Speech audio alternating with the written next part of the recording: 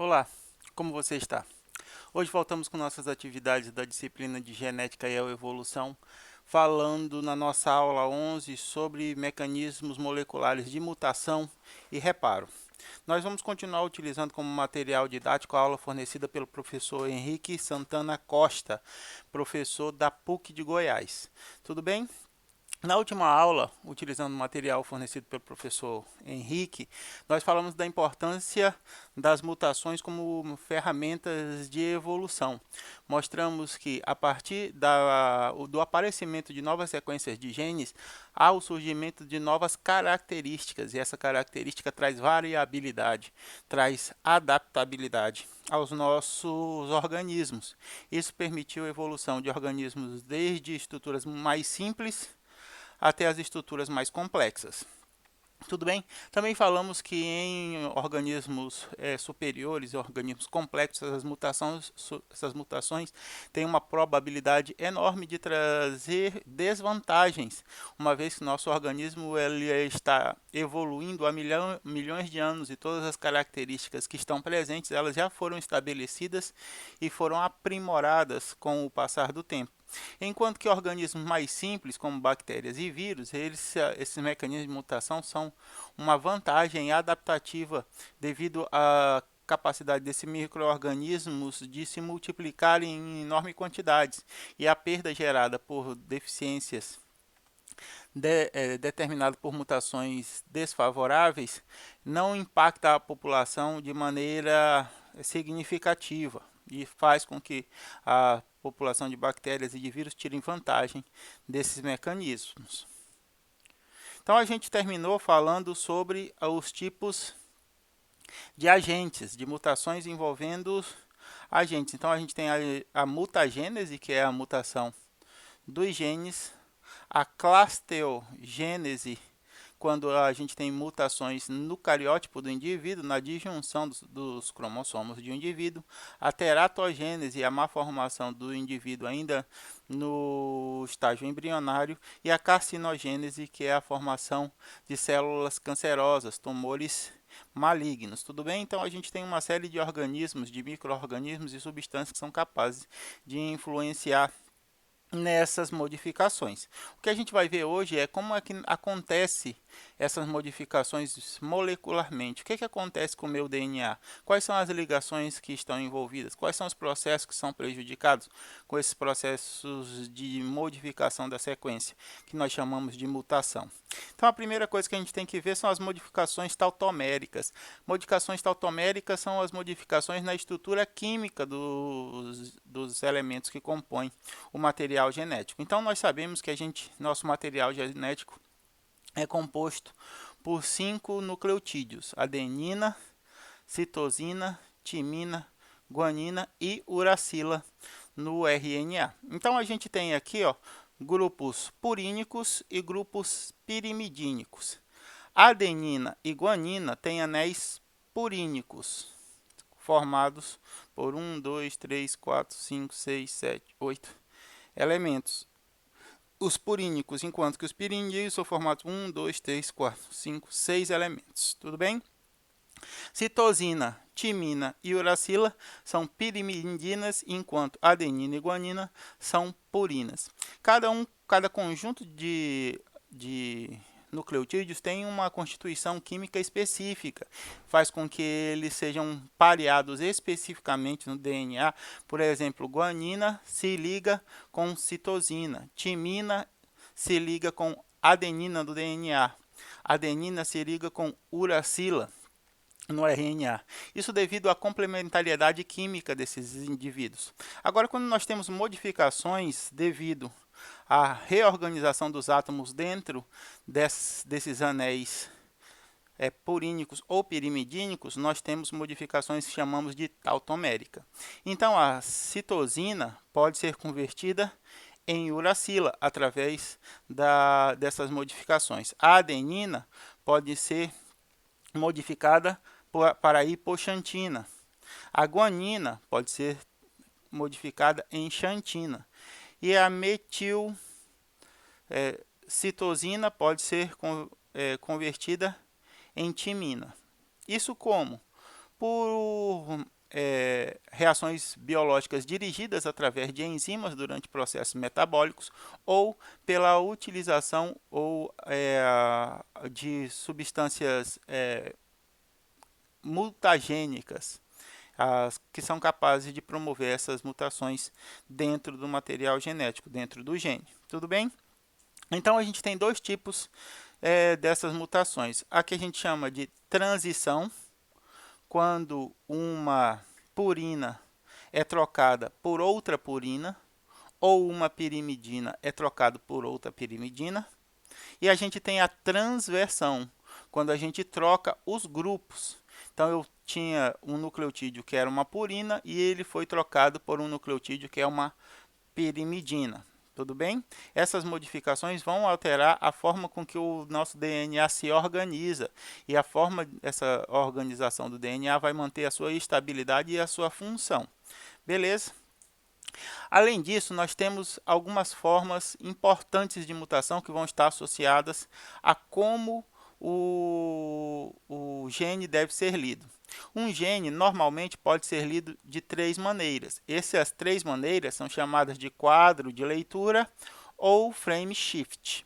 Essas são as formas naturais com que os genes são lidos durante o processo de transcrição e o processo de replicação.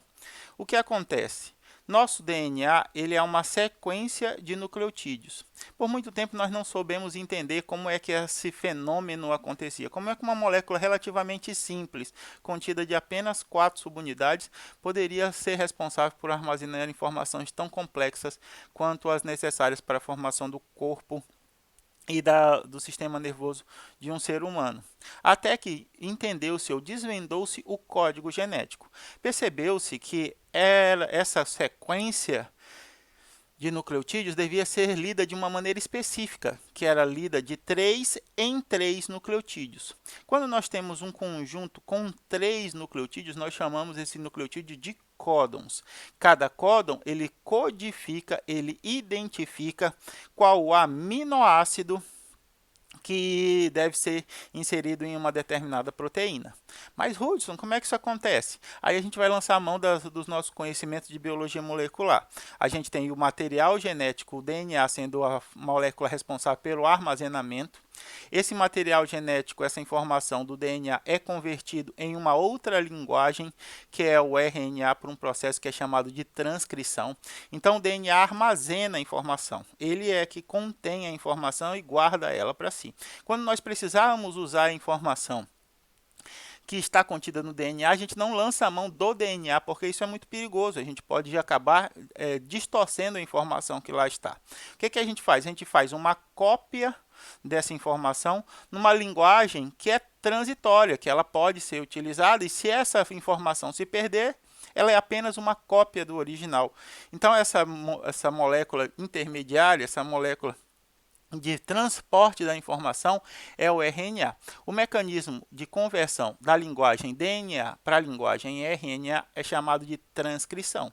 Tudo bem? Chegou a molécula de RNA mensageiro, é construída no núcleo, passa por processo de maturação, passa por splicing, adição de poli-A, adição de cap, e aí depois é exportado para o citoplasma, mas nas células eucariotas. Nas células procariotas, o RNA já começa a ser produzido pelo processo de transcrição e já tem os ribossomos associados. Então, transcrição e tradução em procariontes são acoplados, são processos que ocorrem simultaneamente. Nos eucariotos, como nós, não. Esses processos são mais elaborados, eles são mais detalhados, eles têm pontos de checagem específicos para que essa mensagem chegue exatamente da maneira que deveria sair. Nos procariotos é tipo o telefone sem fio. Já brincaram com o telefone sem fio? Fala uma mensagem, aí você diz uma mensagem qualquer. O tatu come torta. Aí o indivíduo fala o quê? E você não pode repetir. Ele fala, é para tu comer porta. Aí o outro fala o quê? Aí não pode repetir. Passa para frente a informação. O jaburu comeu a porta. E aí chega no final uma mensagem completamente diferente. Isso é o processo nos procariotos. Nos eucariotos, o processo é completamente diferente. Para que uma informação seja produzida, é preciso de um protocolo de confirmação, assinado em 2 vias. A partir daí, há a xerox desse protocolo. O protocolo é estabelecido em um circuito de documentos. Esse circuito de documentos é verificado, voltado ao original, para que no final a informação chegue completamente idêntica ao ponto de partida. Tudo bem? Então, no DNA, nós temos a informação. Essa informação é convertida em RNA por transcrição. O RNA é a molécula de transferência de informação.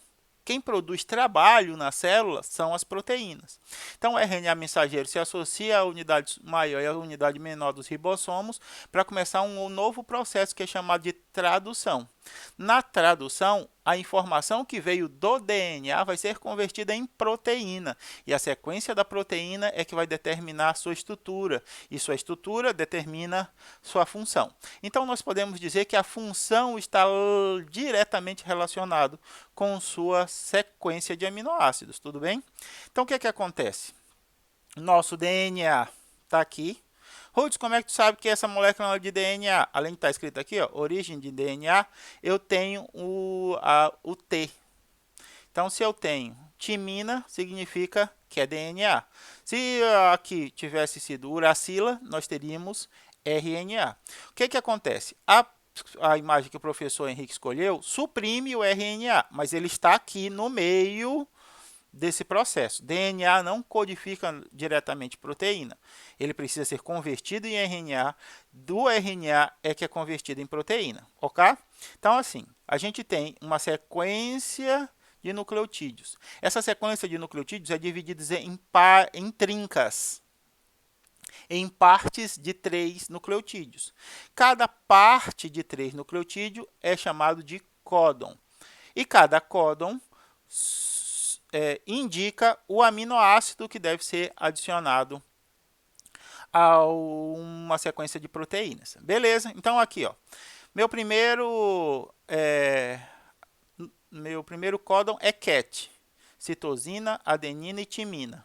Citosina, adenina e timina vai ser convertido em RNA, e o RNA responsável, mensageiro, codifica histidina para essa sequência de nucleotídeos de DNA. Tudo bem?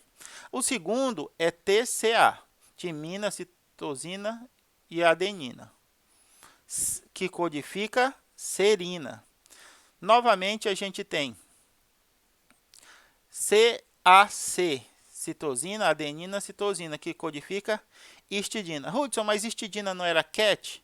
A gente tem uma característica muito interessante no DNA que a gente diz que o DNA ele é degenerado. Isso significa o que, Hudson? Que ele não tem moral, que ele é imoral, que ele tem maus hábitos? Não, é que o DNA ele pode ser modificado, ter a sua estrutura modificada, sem modificar a sequência de proteínas que ele gera. Como assim, Hudson? Nós temos 52 aminoácidos.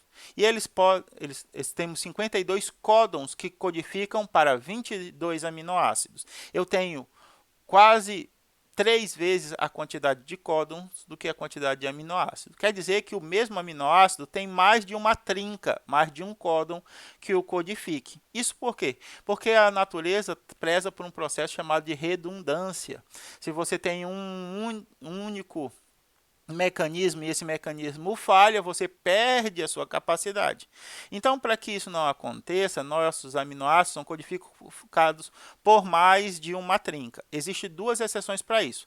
Metionina só é codificado por uma trinca. Tudo bem?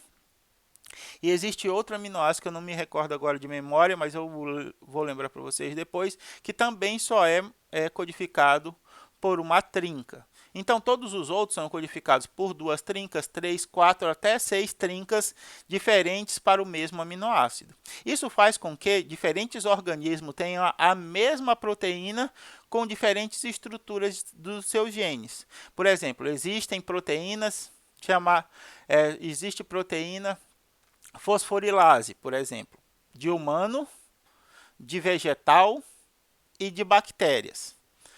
A enzima é a mesma, a estrutura de aminoácido dela é a mesma. Mas se você for analisar a sequência do DNA dela, a sequência do gene, é diferente. Porque as trincas que são usadas no humano, os códons usados em humanos, são diferentes dos códons usados pelas plantas, que são diferentes dos códons usados pelos fungos. Quer dizer que então a gente tem infinitos códons, Hudson? Não, a gente só tem 52. Só que eu, como humano, minhas células preferem usar um conjunto deles. As bactérias preferem usar outro conjunto dentro desses 52. E as plantas, ainda outros conjuntos dentro desses 52. Então, a gente chama de códons preferenciais. Cada grupo de organismos tem códons preferenciais que eles utilizam com maior frequência. Os códons dos humanos são diferentes dos códons das plantas, que são diferentes dos códons das bactérias. Perfeito? Mas por que esse papo todo, Hudson? Para entender a questão do quadro de leitura.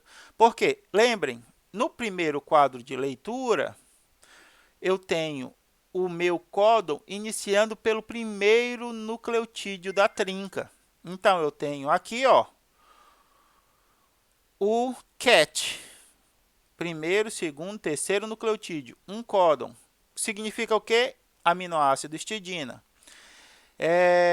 Tenho o quarto, o quinto e o sexto nucleotídeos, codificando o quê? Serina. Quando o início da leitura dos códons é a partir do primeiro nucleotídeo do gene, nós dizemos que essa é a primeira fase de leitura, ou primeiro frame shift. Beleza? Ah, Hudson, mas eu posso mudar isso? Pode. Você pode iniciar a leitura pelo segundo nucleotídeo. Aí eu mudo a trinca, porque eu ignoro o C e agora inicio com adenina, timina e timina. Adenina, timina e timina sinaliza, indica isoleucina, um outro aminoácido. Agora eu tenho citosina, adenina, citosina, que codifica histidina. Adenina, citosina e guanina, triptofano. A partir da retirada do primeiro primeiro nucleotídeo, eu tenho a modificação de toda a sequência dos aminoácidos. Percebam? Histidina, isoleucina, serina, histidina, treonina, valina, triptofano, leucina, serina, metionina, cisteína, leucina, triptofano. Tudo bem? Então, são completamente diferentes essas sequências de aminoácidos. Isso por quê? Porque eu mudei uma posição. É possível iniciar a partir dessa segunda posição, lendo o segundo nucleotídeo como o primeiro de uma trinca. Esse é o segundo framework. E é possível fazer a mesma leitura pulando 2 nucleotídeos. Nesse caso, eu ignoraria a serina, a citosina e a adenina e começaria pela timina. Então, eu teria timina, citosina, um outro códon. Esse códon codificaria para outro aminoácido e haveria uma nova sequência de aminoácidos. Tudo bem? Então, o mesmo gene pode ser lido de 3 maneiras diferentes. A primeira é começando pelo primeiro nucleotídeo da trinca. Esse é o primeiro framework, o frame shift. A segunda é começando pelo segundo, e aí eu tenho uma modificação da organização dos códons, e se eu modifiquei os códons, eu vou ter uma modificação na sequência de aminoácidos de uma proteína. E a terceira, a gente começa pelo terceiro nucleotídeo da sequência. Tudo bem? Então, quando a gente está falando de DNA, a gente está falando de molécula de armazenamento. Quando a gente está falando de RNA, a gente está falando de molécula de transporte de informação. E quando a gente está falando de proteína, a gente está falando de trabalho. É a proteína que gera trabalho nas nossas células. Tudo bem? Se eu tenho uma modificação na sequência do meu DNA, essa modificação vai ser transferida para a sequência de transporte de informação, e esse transporte de informação vai gerar uma modificação na sequência de aminoácidos dentro da proteína, gerando diferentes características de trabalho. Beleza? Isso é um mecanismo normal. A partir desse entendimento, a gente pode ver que existe durante o processo de replicação alguns erros dentro da nossa biologia. Tá? Como é que isso acontece, Ruth? A gente viu lá na biologia molecular que quando uma célula começa a se dividir, ela precisa multiplicar o seu material genético. Então, ela lança a mão de um aparato, uma maquinaria de replicação, nós dizemos. E a principal máquina dessa maquinaria é a DNA polimerase. É a enzima que faz a duplicação do material genético por complementariedade. A DNA helicase abre as duas fitas, a DNA primase adiciona um iniciador e a DNA polimerase casseta, produzindo uma nova fita de DNA com base na fita pré-existente, fazendo uma replicação que a gente chama de replicação semi-conservativa. Isso tudo é biologia molecular, mas a gente precisa lançar mão dessas informações para entender como é que esses mecanismos vão afetar a genética molecular. Beleza? Então, a partir disso, é possível que a DNA polimerase erre e remova um nucleotídeo da sequência. Ah, Hudson, mas nossa DNA polimerase ela é de alta fidelidade. Ela erra muito pouco, isso é verdade. Mas ela errar muito pouco não significa que ela não erre. Existem erros espontâneos de 1 a cada 10 mil, ou é 100 mil, ou é 10 ou é 100 mil. Depois eu verifico e mando a informação correta para vocês. Nucleotídeos adicionados. Isso por quê? Porque a nossa DNA polimerase ela trabalha, tem processo de correção. Depois que ela faz o trabalho, ela volta para ver se ela pareou todos os nucleotídeos certinhos. Se esse nucleotídeo foi pareado errado, ela retira o nucleotídeo pareado errado, adiciona um nucleotídeo certo. Isso faz com que nosso material genético seja altamente conservado entre as diferentes gerações. Mas isso não significa que ela está imune a erros. Existem erros que acontecem naturalmente. Por isso, quanto mais você exige do seu metabolismo celular e quanto mais trocas você faz, maior a probabilidade de erros acontecerem, porque você faz com que a DNA polimerase trabalhe, e acontece que mesmo as máquinas mais perfeitas, quando estão sujeitas a níveis exigentes, geralmente cometem algum erro. Um desses erros possíveis cometidos pela polimerase é o processo de deleção. Como vocês veem aqui, ó, nosso gene está normalzinho, todos cat produzindo histidina. Tudo bem? Essa é a minha molécula molde, ela que vai dar origem à nova molécula. O que acontece? Quando essa molécula vai ser duplicada, a DNA polimerase pode retirar um nucleotídeo. Por isso que a gente chama de deleção. Quando você aperta o delete lá, o que acontece? Não come uma letrinha? No teclado do computador é a mesma coisa. Deleção é a remoção de um nucleotídeo. Então, quando eu tenho a remoção do nucleotídeo, a partir daquele ponto, você muda a trinca dos nucleotídeos. E se eu mudei a trinca, o que acontece? Mudança dos aminoácidos. Perfeito. Então, aqui a gente tem a DNA polimerase vinha trabalhando certinho, até que nessa posição aqui, esta adenina é retirada. E o códon original, que era cat, citosina, adenina e timina, passou a ser citosina, timina, citosina. O nucleotídeo, o aminoácido, perdão, que era para ser histidina, passou a ser leucina. E aqui assim por diante.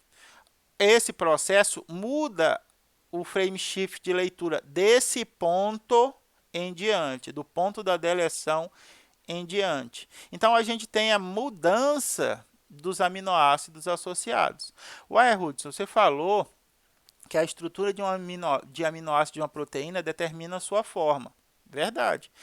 E quando a gente muda a forma dessa proteína, determina a sua função. Exatamente. Quando a gente gera mudança na sequência de uma proteína, você muda a sua função perfeitamente. Quando nós mudamos a sequência de aminoácidos de uma proteína, nós estamos diretamente interferindo na sua função, para o bem ou para o mal. Na maioria das vezes, em organismos complexos, essa modificação aqui é maléfica, porque a proteína perde função. Mas em algumas vezes a proteína passa a funcionar melhor do que ela funcionava antes. E nesse caso, a mutação é benéfica e ela evolutivamente será conservada, porque o indivíduo que tem essa mutação, ele tem um ganho na sua capacidade de sobrevivência ou de reprodução, o que faz com que esse gene tenha uma maior probabilidade de disseminar dentro da população. Beleza? Outro erro possível da polimerase é a inserção. Em vez de ela retirar, ela adiciona um nucleotídeo. Então, aqui nós temos o nosso gene normal, formado apenas de CATs, citosina, adenina e timina, e aqui há um ponto de inserção de um nucleotídeo.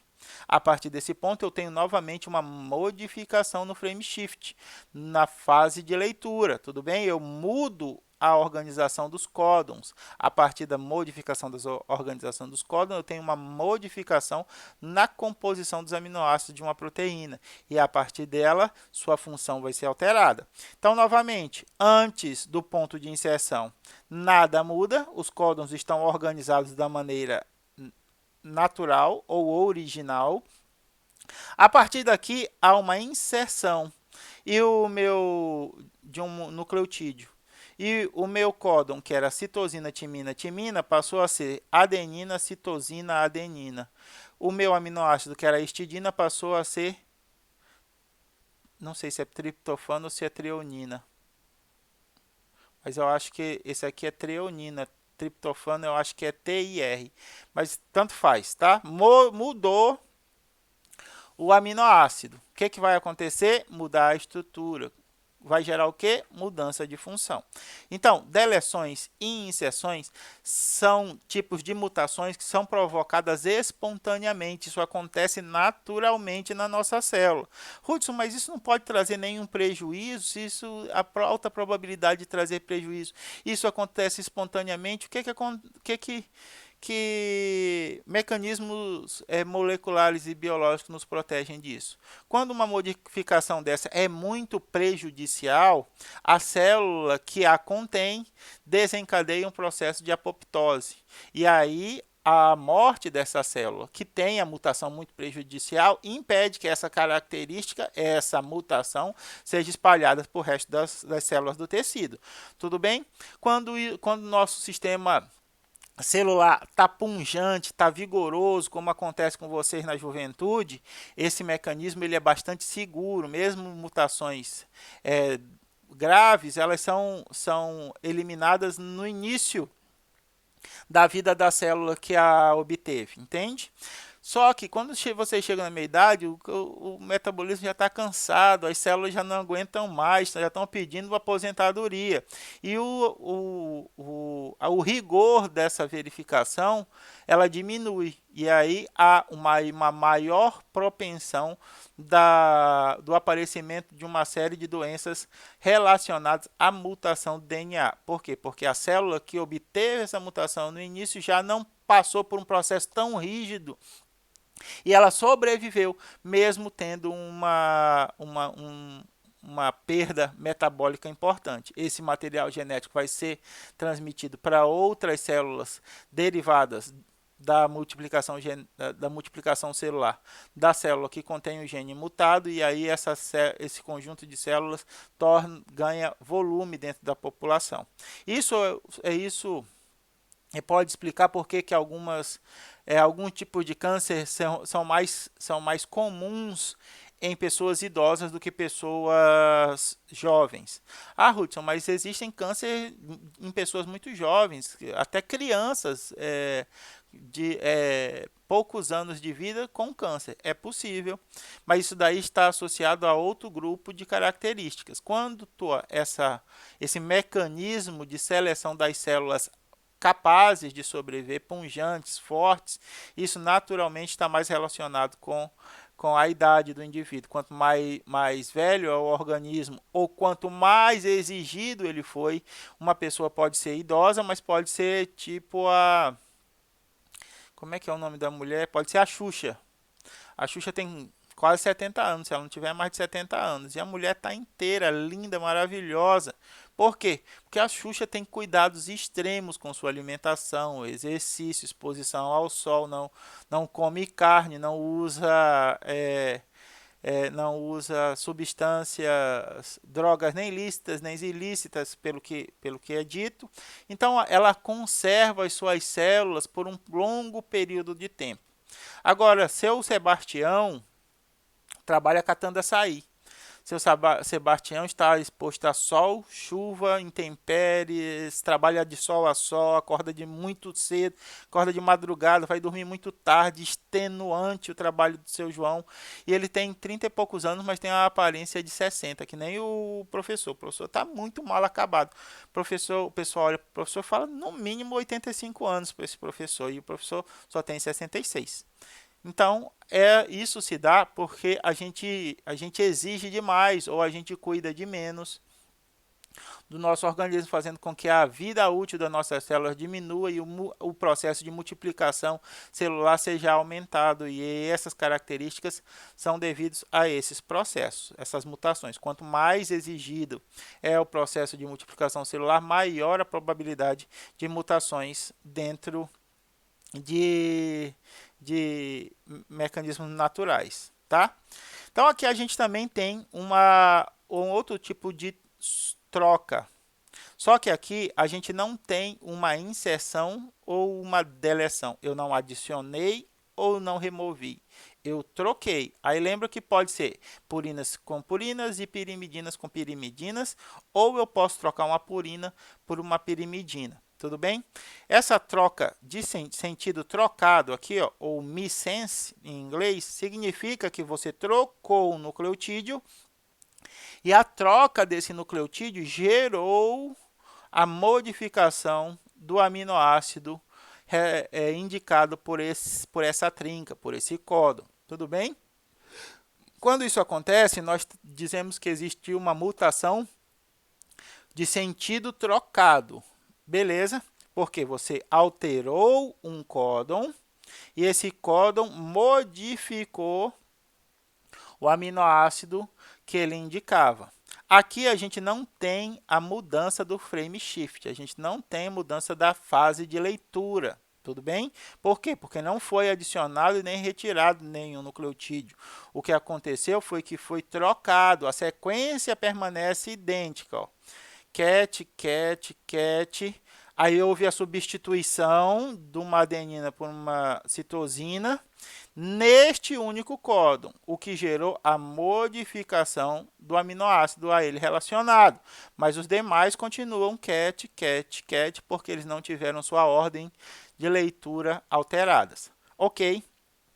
Existem tipos de modificação nesse sentido que a gente chama de mutações silenciosas. A gente troca o nucleotídeo de uma trinca, de um códon, e ele não gera uma modificação no aminoácido. Isso por causa da característica que eu expliquei logo no começo, da característica do DNA ser degenerado, um códon ser codificado por mais de uma trinca. Se eu mudei a trinca, mas não mudei o aminoácido, eu não tenho modificação na estrutura da proteína e não tenho sua perda de função. Eu só tenho uma mutação que a gente chama de mutação silenciosa. Ela existe, mas não se manifesta. Por quê? Porque a proteína continua tendo a mesma sequência de aminoácidos e com a mesma sequência de aminoácidos ela tem a mesma estrutura e a mesma estrutura gera a mesma função. Então, não se verifica nenhuma perda ou nenhum ganho a partir de uma mutação silenciosa, porque a molécula responsável pelo trabalho dentro do nosso organismo não se modificou em nada. Tudo bem? Quando nós temos a troca de um aminoácido, aí a gente tem um sentido trocado, uma mutação por sentido trocado. Aqui a gente tem a troca do nucleotídeo, gerando a troca do aminoácido, tá? Ah, Hudson, mas um aminoácido só, uma proteína é formada por milhares de aminoácidos, um só. Vai gerar mudanças bastante importantes? Depende de onde esse aminoácido está contido. A anemia falciforme, por exemplo, é a mudança pontual de um único aminoácido dentro da cadeia da hemoglobina. Então, existem aminoácidos chaves dentro da estrutura de uma proteína. E se você modifica um desses aminoácidos, você modifica a proteína drasticamente. Mas na maioria das vezes, a maior parte da estrutura da proteína está organizada para manter o seu sítio ativo ou a sua região de trabalho organizada. E aí, quando você faz algumas modificações, você tem uma estrutura ligeiramente modificada, mas não chega a perder atividade, não chega a perder função. Mas existem casos em que a modificação de um único aminoácido dentro de uma sequência de milhares de aminoácidos gera perdas significativas ou ganhos significativos no trabalho de uma proteína. Então, não é porque é uma mutação só que o ganho ou a perda devem ser ignorados. Não, existem ganhos bastante interessantes e perdas bastante prejudiciais com a troca de apenas um aminoácido na sequência. E aqui a gente tem uma mutação que é terrível, que é a mutação sem sentido. Quando a gente estava estudando biologia molecular, vocês viram lá que a gente tem os códons de iniciação, que são os start códons, e os códons de finalização de transcrição, de tradução, perdão. Códons de finalização de tradução, que são chamados de stop códons. Quando a maquinaria, lá, os ribossomos, encontraram o RNA mensageiro está lá, ele parece um trilho. E o ribossomo, a parte superior, a parte maior e a parte menor, encontraram, eles vêm lendo o RNA mensageiro como um trem que passa por sobre um trilho. E quando eles chegam no final, no start códon, no stop códon, perdão, final é stop códon, o que acontece? Não existe nenhum RNA transportador que se associe a essa maquinaria. Quem vai se associar a essa maquinaria é uma molécula que interrompe e desconstrói toda a maquinaria de tradução, finalizando a produção de uma proteína. Isso é o que acontece normalmente, porque os stop códons, eles são colocados em pontos específicos de finalização. A proteína está toda pronta, quando acabou, o stop códon aparece para finalizar o processo. Na mutação sem sentido, o que acontece? Há uma troca de um nucleotídeo, e esse nucleotídeo não gera a perda do sentido, ele não troca o aminoácido dentro da proteína. A troca desse nucleotídeo gera um stop códon, o que interrompe a produção da proteína. Vejamos lá, ó, nossa proteína é formada por 1, 2, 3, 4, 5, 6, 7 aminoácidos, tudo bem? Quando acontece a mutação sem sentido, a gente troca um nucleotídeo e, em vez de trocar o aminoácidos, nós geramos um stop códon. E agora, nossa proteína, que tinha 7 aminoácidos, agora tem 1, 2, 3 aminoácidos. Isso significa que sua estrutura se perdeu por completo, sua função já era. A gente perde a capacidade de produzir essa proteína, se ela for a única forma de produção, for o único meio de produção dessa proteína a partir desse gene. Então, a partir daí, nós ficamos com o nosso metabolismo, ficamos com o nosso metabolismo deficiente desta proteína, desta molécula, porque ela não mais vai poder ser produzida a partir desse conjunto de informações genéticas. Perfeito? Então, quando a gente tem a troca de sentido, a gente a gente troca um nucleotídeo que corresponde à troca dos aminoácidos.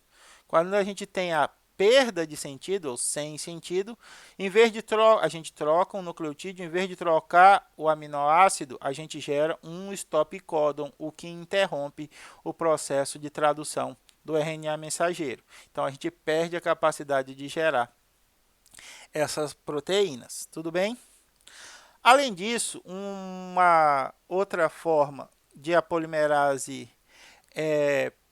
modificar a sequência do nosso gene é a expansão da repetição. Existem repetições que a gente chama de repetição em Tander. Repetição em Tander são repetições em grupos, em vagões, que o Tander é vagões, né? O que isso significa? Significa que eu tenho grupos que se repetem dentro do meu DNA. Quando eu tenho grupos muito longos de repetição, isso acaba desorientando a polimerase. E ela não sabe se ela já passou por aquilo, porque ela está passando tantas vezes pela mesma sequência, que ela não sabe se ela está em um looping ou se ela está adiantando dentro da molécula que está em processo de replicação. E por muitas vezes é possível que haja a duplicação dessa sequência. Então aqui a gente tem a expansão de repetição. Aqui nós temos um gene normal, e aqui a gente tem uma sequência que foi repetida. Tá vendo esse códon aqui, ó? Esse códon inteiro foi repetido 2 vezes. Então a gente repetiu o trinucleotídeo, ou a trinca de nucleotídeos, ou o códon CAG. Então, isso acontece geralmente quando essa sequência de CAG se repete muitas vezes. Então, eu tenho dentro de um gene, eu tenho grande parte dele CAG, CAG, CAG, CAG, CAG, CAG, CAG. A DNA polimerase se vê repetindo tantas vezes o mesmo trabalho que ela não sabe se ela já passou por aquilo ou ela está trabalhando em looping. E isso acaba promovendo a adição de novos aminoácidos na sequência de uma proteína. Então, aqui eu tenho 1, 2, 3, 4, 5, 6, 7 aminoácidos. Aqui eu tenho 1, 2, 3, 4, 5, 6, 7. No entanto, agora, essa glutamina aqui, ó, foi duplicada, foi triplicada, né? Ela já existia e adicionaram-se mais 2 glutaminas na minha sequência. Foi adicionado mais 2 aminoácidos, a estrutura para a organização da proteína deve se modificar para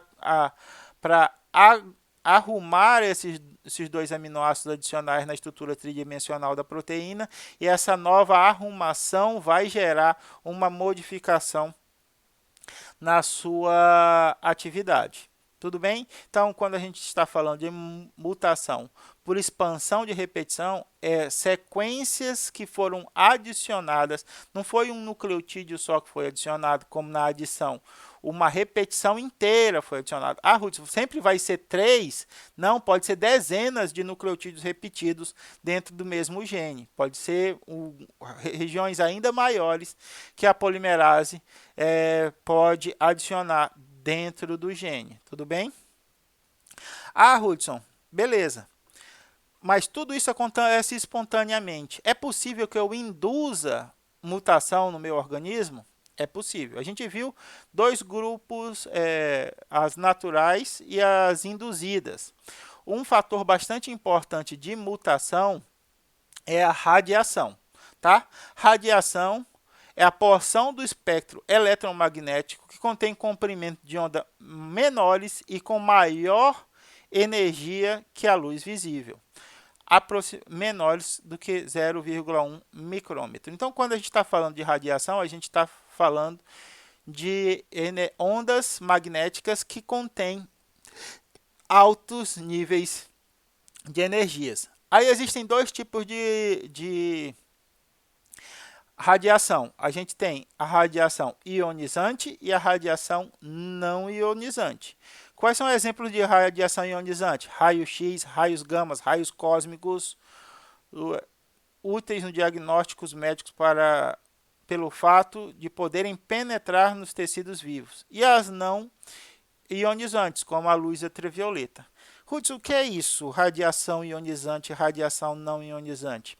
Radiação ionizante é aquela que tem energia capaz de desestruturar a organização dos nossos átomos, fazendo com que sejam criadas moléculas carregadas positivamente, chamadas de íons, formando radicais livres positivamente carregados. Então, a produção de íons é gerada pelas radiações ionizantes. São aquelas radiações que atingem o átomo e faz com que ele se desestabilize. Essas radiações são de alta energia. As radiações não ionizantes não têm essa capacidade de alterar as moléculas atômicas, mas elas permitem interações químicas diferentes das convencionais, das normais. Quimicamente mais reativas quando comparadas a átomos em seu estado mais normal. Quando a gente tem um átomo quimicamente mais reativo, ele está ionizado. A reatividade aumentada dos átomos presentes na molécula de DNA é a base dos efeitos mutagênicos da radiação ionizante. Então, a gente tem modificações tautoméricas, pode produzir modificações tautoméricas nos nossos nucleotídeos, ou podemos promover modificações que quebrem a estabilidade da molécula por completo. Tudo bem? Então, aqui a gente tem o comprimento de onda. Então, aqui a gente tem o comprimento do rádio, comprimentos grandes. Temos micro-ondas, infravermelho, a luz visível, que está dentro dessa faixa. E aqui a gente tem ultravioletas, raios-x e raios gama, cada vez com maior frequência e maior energia. Tá? Aqui a gente tem a frequência e aqui a gente tem energia. Tá. Radiações ionizantes não envolvem exposição de tempo. Por exemplo, você pode receber uma alta taxa de radiação ionizante em um pequeno período de tempo. Por exemplo, quando você vai fazer o raio-x, vamos fazer um raio-x. Por que você coloca aquela placa de aço no seu peito? Por que o operador tem que ficar a uma distância atrás de outra placa de aço? Por quê? Porque aquilo é uma exposição bastante intensa de radiação em um período curtíssimo de tempo, tá? Isso gera mutações de ponto, diretamente proporcionais à dose da radiação. Quanto maior a radiação que você está sujeito, maior a probabilidade de produzir-se mutações pela modificação da estrutura, da estabilidade da sua molécula de DNA. A partir daí, a sua molécula de DNA pode sofrer danos químicos tão graves que ela se desestrutura e a célula perde a sua viabilidade, ela entra em processo de apoptose. Mas é possível que essas mutações sejam acumuladas gradativamente, por isso que quem trabalha com radiologia tem um período lá de atividade laboral, eles não trabalham a vida toda naquela função, porque mesmo protegidos, eles estão expostos a um grande nível de radiação. A mesma coisa acontece com acidentes nucleares. O último acidente nuclear grave que nós tivemos foi no Japão, com a fissão, com a ruptura do lacre do núcleo de uma usina por uma tsunami. Vocês lembram? A partir daí tem que haver o isolamento da área, tem que protocolos de descontaminação, mas mesmo assim os níveis de radiação decaem muito gradativamente, muito vagarosamente. Isso faz com que a gente leve grandes períodos para estabelecer níveis seguros de radiação em ambientes com esse tipo de acidente. Tá? Então a gente tem aqui a teoria da cinética da colisão única. Toda ionização tem uma probabilidade de induzir uma mutação.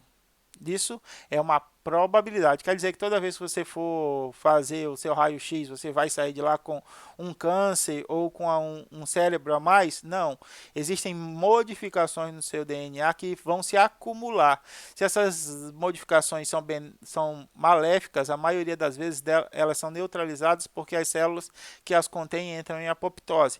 Mas o que se sugere? Aqui a gente tem as partículas beta, as ondas gamas, ou outro tipo de radiação. Elas colidem com a estrutura atômica das suas moléculas, fazendo com que haja desorganização. Então a gente perde alguns componentes desse átomo, perdemos nêutrons, perdemos prótons, perdemos elétrons, e isso faz com que haja uma desestabilização. Então aqui ó, o raio-x entra, afeta o núcleo do átomo ou afeta os elétrons que estão em volta, e isso gera uma desorganização dentro desse núcleo. A partir daí, há modificações químicas ou interações não convencionais que podem prejudicar o funcionamento do DNA. Aqui nós temos exemplos com acidentes nucleares. Bomba atômica não foi acidente, tá? O pessoal foi propositalmente jogado. A humanidade julgou por necessário usar um equipamento com a capacidade de uma bomba atômica para mediar os seus conflitos. Veja só como nós somos sensatos, não é isso? Então aqui a gente tem a usina do Japão e a gente tem ainda descarte de material radioativo. Então, dentro de alguns laboratórios, o laboratório que eu trabalhava atuava com alguns agentes radioativos, porque eles permitem que a gente visualize ou identifique a organização de algumas moléculas. Todo mundo já ouviu falar de carbono 14, medição por carbono 14. O que a gente faz? A gente adiciona um elemento químico radioativo dentro de um metabolismo celular, e aí eu consigo ver como é que aquele carbono 14 é metabolizado, em que estrutura eu consigo encontrar ele depois. A partir daí, isso geram resíduos radioativos. E a gente precisa ter um descarte específico para isso, tá? A maioria das cidades não conta com uma empresa que faça esse serviço de maneira adequada. Só as grandes cidades vão ter essa coleta especializada. O que a maioria de nós faz? Mantém esses resíduos radioativos confinados em isolamento. Então a gente tem procedimentos para você colocar eles em caixas que evitem a vazar a radiação. Além dessa caixa, você tampa ele com a substância densa, como areia, terra ou outra substância, para evitar que essa radiação se disperse, e mantenha ele em ambientes confinados, até que alguém consiga vir. Como isso demanda muitos custos, alguns locais em que esses resíduos radioativos são produzidos, acabam descartando eles de maneira inadequada, o que gera a exposição dos indivíduos a esse tipo de situação. Não sei se vocês já ouviram falar, aconteceu na década de 80, é muito velho isso, mas existia um grupo de crianças que estavam brincando num ferro velho e acharam um pó verde fluorescente. Aí acharam aquilo maravilhoso, brincaram, jogaram para cima, levaram para casa, espalharam aquilo aconteceram, e era acho que era césio, eu não me recordo qual era o tipo de átomo radioativo que tinha sido descartado de forma inadequada e gerou problemas de saúde dentro da cidade por um longo período de tempo por exposição à radiação. Então, essas radiações aqui nem são consideradas acidente, né?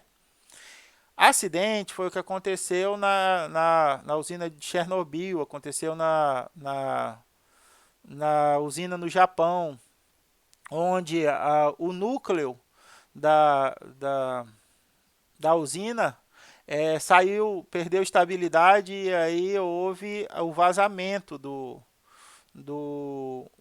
da radiação. Mas isso não foi proposital, não foi por protocolos inadequados de segurança, foi realmente por acidentes, tá? Aí a gente viu as mutações gênicas e a gente tem também o grupo de mutações que estão associadas aos cromossomos.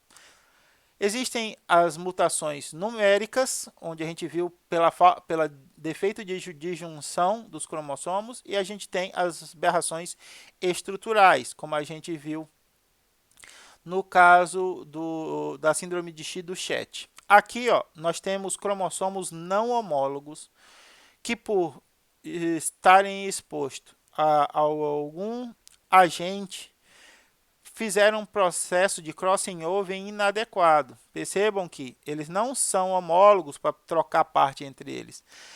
Crossing over, o que é isso, Hudson? É a recombinação. Lembram? Lá na meiose, existe na meiose 1, os cromossomos homólogos eles trocam partes. Eles podem trocar, não significa que todos trocam.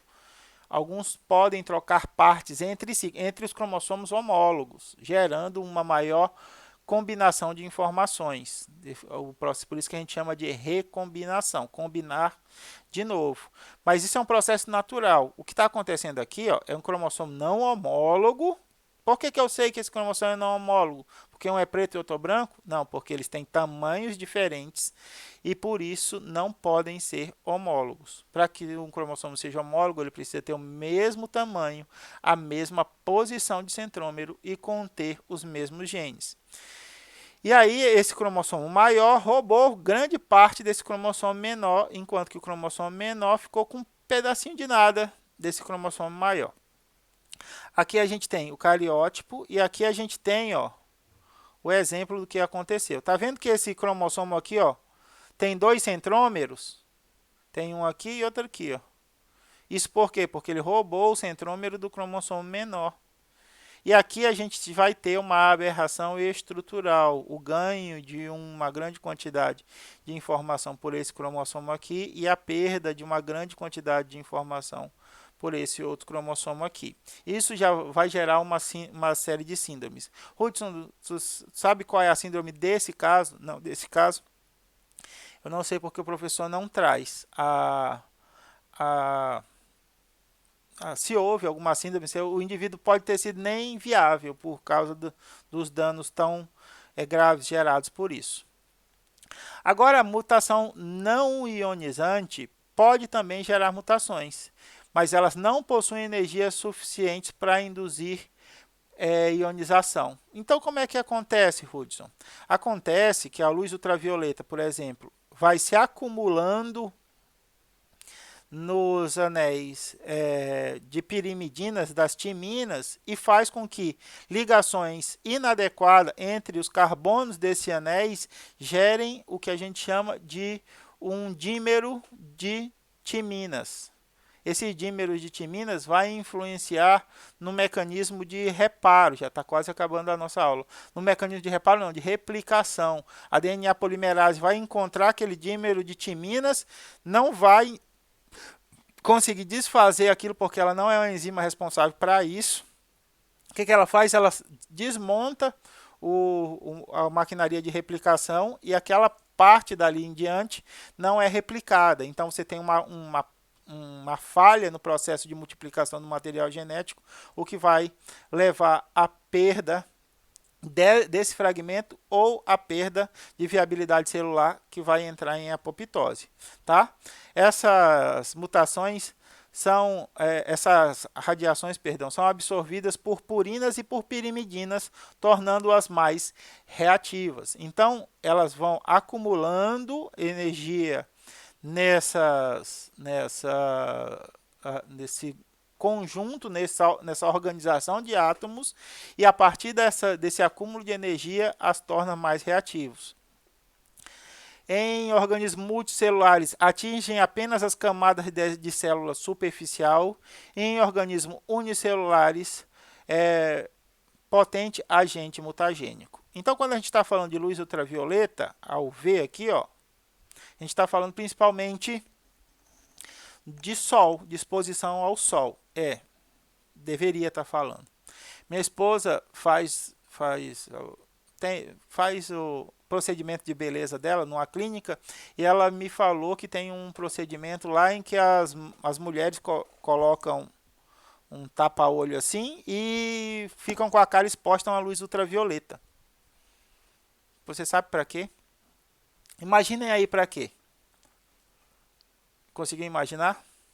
Para matar as células, descamar e nascer novas células. As novas células nascentes são mais punjantes fisiologicamente, elas estão mais descansadas, então elas produzem mais colágeno, elas produzem mais elastina, aí a pele da mulher fica temporariamente mais bonita. Por quê? Porque ela trocou a camada de pele, substituiu células que já estavam no final da vida por células novas. Só que esse processo vai acelerar o envelhecimento. Você ganha aquele benefício temporário, mas lembrem que você tem um número limitado de multiplicações celulares que você pode fazer durante a sua vida. O que essas mulheres estão fazendo? Elas estão envelhecendo mais rápido, mas é um processo de beleza, porque naquele resultado, para aquele momento, aquele resultado é adequado. Além disso, uma alta exposição à luz ultravioleta pode gerar esses fenômenos de mutação que nós conhecemos aqui. Então, vários estudos já têm demonstrado que a exposição ao sol aumenta a chance do indivíduo a ter câncer de pele. Por quê? Porque as células passam por um processo de mutações desse tipo e podem gerar células cancerosas. Ou, no máximo, você perde aquela sua camada. Quem de nós nunca foi lá no Ipixuna, passou tempo demais no sol e no outro dia você estava descascando? Você consegue arrancar camadas inteiras de pele das costas, principalmente, e dessa região aqui, onde há a maior a exposição ao sol. Não é isso? Então, quando a gente faz isso de vez em quando, é ruim, mas não é tanto. Agora, uma pessoa pagar tratamentos semanais de meter a cara lá na ultravioleta é uma aberração fora do comum. Hudson, mas pessoal, será que eles não levaram isso em consideração quando desenvolveram a técnica? Eu não sei o que se passa, não sei o que passa na cabeça de um grupo de pessoas para desenvolver uma estratégia dessa de vamos descamar a pele das camadas mais superficiais de uma pessoa para induzir a formação de células novas que vão produzir mais colágeno e elastina para deixar a pele mais bonita durante um curto período de tempo. Eu sinceramente não sei o que se passa na cabeça desse pessoal. As mulheres, talvez, se alguém chegar lá e explicar para elas como é que acontece, talvez elas não queiram fazer, ou talvez queiram, não sei. Sei que alguém deveria ser obrigado a explicar. Ó, a gente vai fazer esse procedimento, vai acontecer isso, isso e isso, sua pele vai ficar mais bonita essa semana, mas daqui a 30, 40 anos você vai ter uma aparência de muito mais velha, porque você já perdeu grande parte das células que você tinha ainda jovem para manter sua pele bela e tranquila. Tudo bem? Então, quando a gente está falando de radiação, nem sempre a gente está falando da radiação ionizante, a radiação de bombas atômicas ou de elementos radioativos. A gente está falando do nosso dia a dia, no sol, da exposição a raios ultravioleta no salão de beleza, que podem estar gerando essa acúmulo de energia, tanto em purinas quanto em pirimidinas. Tá? A relação entre a taxa de mutação e a dose de UV é muito variável, segundo o professor Henrique, dependendo do tipo de mutação do organismo e das condições empregadas. Ruth, então está explicado isso daí. O pessoal lá do salão de beleza tem todas as condições para minimizar a possibilidade de mutação. Eles podem até minimizar, mas o que é melhor? Não correr o risco ou correr o risco minimizado? É melhor não correr o risco, não é verdade? Porque a frequência desse risco minimizado acaba que pode desencadear o fenômeno. Como a gente viu, a probabilidade é a chance de um evento esperado entre todos os eventos possíveis, tá? Se o meu evento não for possível, ele nunca vai acontecer. não é verdade? Qual é a chance que eu tenho de ganhar na Mega Sena sem jogar? É zero, porque eu não tenho possibilidade de ganhar. Qual é a probabilidade de eu ter um câncer de pele se eu nunca expus minha pele a condições inadequadas de exposição ao sol? É zero para essas condições. Beleza? Ah, Hudson, a gente mora na região amazônica. Nós tínhamos que ter uma série de cuidados. Tinha que sair de casa só com protetor solar. Eu ando, não sei se vocês já me viram andando por um Humaitá. Quando eu estou a pé, eu sempre estou com uma sombrinha. O pessoal acha, olha para ele e fala, rapaz, aquele gordão é meio fresco. Usa aquela barbona, mas é meio abobalhado. É porque eu já sou velho, já tenho propensão a mutações espontâneas, porque minha maquinaria de replicação já não está mais tão ajeitada. E se eu for ficar me submetendo às condições impiedosas do nosso Sol da Amazônia, as chances ainda são maiores. Então eu quero me preservar disso. Já que eu não durmo bem, já eu não como bem, já que eu não me exercito, minha probabilidade de sobrevivência já não é muito boa, então eu vou tomar alguns cuidados que a maioria das pessoas não deviam tomar, não precisam tomar. Tudo bem? Aula que vem a gente começa com o mecanismo de reparo. Então a gente vai ter que estender a aula por mais, acho que uma semana, que aí eu tenho duas aulas para trabalhar mecanismo de reparo, e aí a gente entra em evolução. Tudo bem? Fiquem bem, se cuidem, se protejam do sol, não coloquem a sua cara numa máquina de UV, tudo bem? Para evitar mutações indesejadas. Fiquem bem, se protejam, protejam seus familiares e até a próxima.